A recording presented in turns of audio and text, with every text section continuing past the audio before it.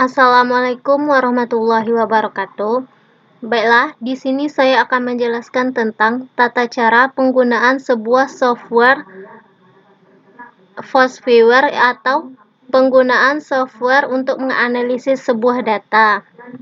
Nah, di sini saya akan menjelaskan tampilan utama pada aplikasi Force Viewer. Yang pertama ada create. Create itu berarti kita memulai menganalisis data. Kemudian ada open. Open ini apabila kita sudah memiliki sebuah data yang tersimpan di dalam Force Viewer. Kemudian ada save untuk menyimpan data analisis ketika kita sudah menganalisis sebuah data di Force Viewer. Ada share dan ada screenshot apabila kita ingin men-screenshot hasil data yang telah kita analisis. Nah, ketika kita untuk memulai menganalisis sebuah data, itu langkah yang pertama kita klik create, kemudian akan muncul choose type of data. Nah, di sini kita terdapat pilihan create a map based on network data. Di sini apabila kita memiliki datanya berbentuk sebuah map based on network data.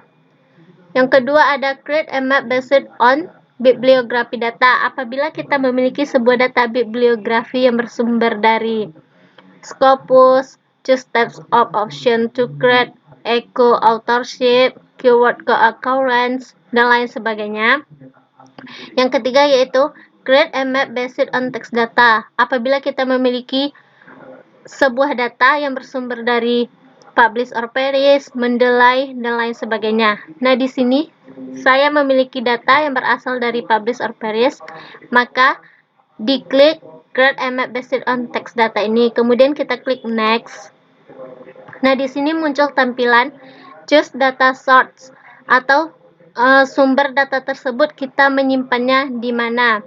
Misalnya di sini ada read data from Force Viewer. Apabila kita memiliki sebuah data yang disimpan di dalam Force Viewer atau kita mendapatkan data tersebut dari Force Viewer. Kemudian ada read data from bibliografi. Ini seperti yang telah dijelaskan sebelumnya. Apabila data kita bibliografi yang bersumber dari Scopus, Web of Science, dan lain sebagainya. Yang ketiga yaitu write data from reference manager files. Ini apabila kita menyimpan datanya berbentuk RIS. Nah, di sini saya menyimpan datanya berbentuk RIS, maka diklik write data from reference manager files, kemudian kita klik next. Dah, di sini muncul tampilan select files. Di sini kita masukkan dokumen atau data yang ingin kita analisis datanya tersebut. Nah, di sini saya menyimpannya di dokumen. Pada menganalisis data ini yaitu saya akan menganalisis sebuah data dengan topik kemampuan penalaran abduktif. Kemudian klik OK. Next. Selanjutnya muncul tampilan choose files. Nah, di sini kata tersebut kita dapatkan sumbernya dari title dan abstrak. Yang kedua title atau judul saja, dan ketiga abstrak saja. Nah, di sini saya memilih kata tersebut berasal dari judul dan abstraknya. Kemudian kita klik next. Nah, di sini muncul tampilan choose counting method. Counting methodnya yaitu ada binary counting dan ada full counting. Binary countingnya misalnya kata tersebut terdapat pada dua dokumen, maka dihitung satu dokumen saja. Kalau full counting ini, misalnya kata yang sama tersebut terdapat pada 3 dokumen, maka dihitung tetap 3 kata yang sama. Nah, di sini saya memilih full counting. Kemudian diklik next. Nah, di sini ada minimum number of occurrence of attempt. Nah, batas kata yang minimumnya yaitu ada 7. Dari 583 dokumen hanya terdapat 4 kata yang akurat atau terbaca. Di sini bisa kita kurangi, misalnya 5 kata yang sama dari 553 dokumen hanya 6 saja yang memenuhi.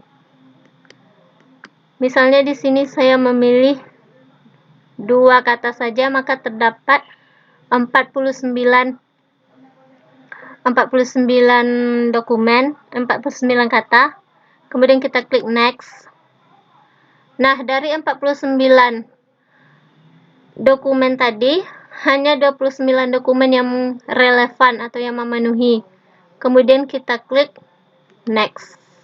Nah, di sini muncul terms-nya atau kata-katanya.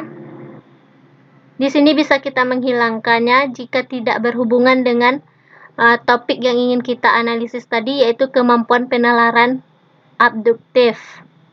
Misalnya kita menghilangkan kata dan.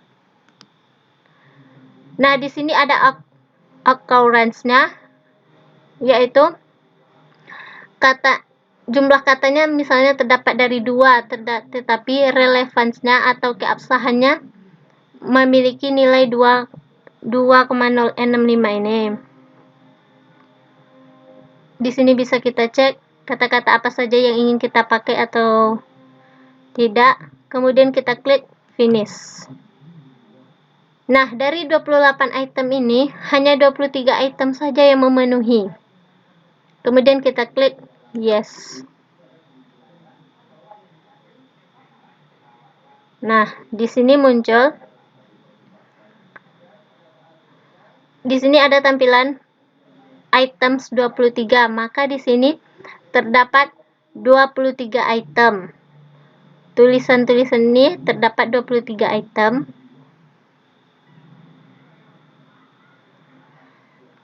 Di sini ada klasternya 7, yaitu tentang topik yang kita bahas itu, yaitu tentang penalaran abduktif. Nah, penalaran abduktif ini terdapat 7 klaster. Misalnya penalaran terdapat berhubungan dengan induktif, abduktif, pros, pesertum, dan lain sebagainya. Penalaran abduktif ini terdapat pesertum, terdapat pada abduktif, penalaran, dan lain sebagainya. Kemudian di sini ada overlay visualization, atau tergantung tahun dokumen tersebut diterbitkan, maka semakin terang warnanya, maka semakin baru jurnal atau dokumen tersebut diterbitkan oleh peneliti. Semakin gelap warnanya, maka semakin lama kata tersebut telah diteliti oleh peneliti. Kemudian ada density visualization.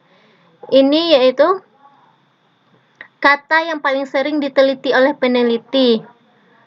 Semakin terang warnanya, maka semakin sering pula kata tersebut diteliti oleh peneliti. Misalnya di sini kata penalaran. Kata penalaran paling sering diteliti oleh peneliti.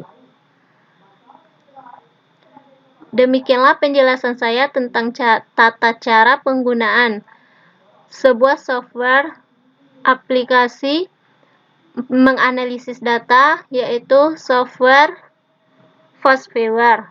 Lebih dan kurang saya mohon maaf. Assalamualaikum warahmatullahi wabarakatuh.